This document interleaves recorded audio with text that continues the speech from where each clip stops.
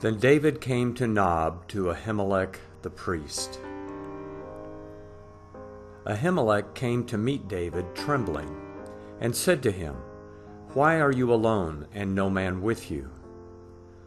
David said to Ahimelech the priest, "The king has commanded me to do something, and has said to me, 'Let no one know anything about the business about which I send you, and what I have commanded you. I have sent the young men to a certain place. Now therefore, what is under your hand? Please give me 5 loaves of bread in my hand, or whatever is available." The priest answered David and said, "I have no common bread, but there is holy bread, if only the young men have kept themselves from women." David answered the priest and said to him, "Truly women have been kept from us as usual these 3 days. When I came out, the vessels of the young men were holy, though it was only a common journey. How much more then today shall their vessels be holy?" So the priest gave him holy bread, for there was no bread there but the showbread that was taken from before Yahweh, to put hot bread in the day when it was taken away.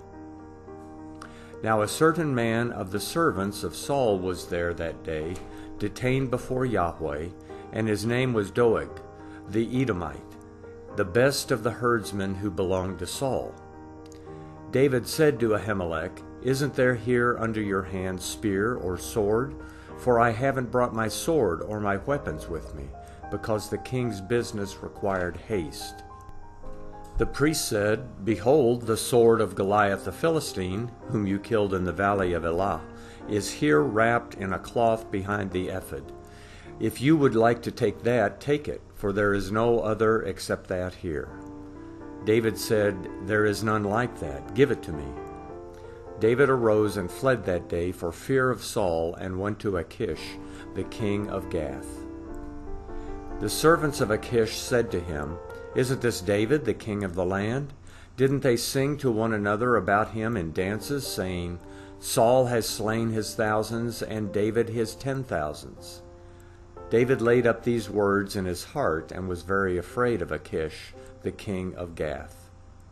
He changed his behavior before them, and pretended to be insane in their hands, and scribbled on the doors of the gate, and let his spittle fall down on his beard. Then Achish said to his servants, "Look, you see the man is insane. Why then have you brought him to me?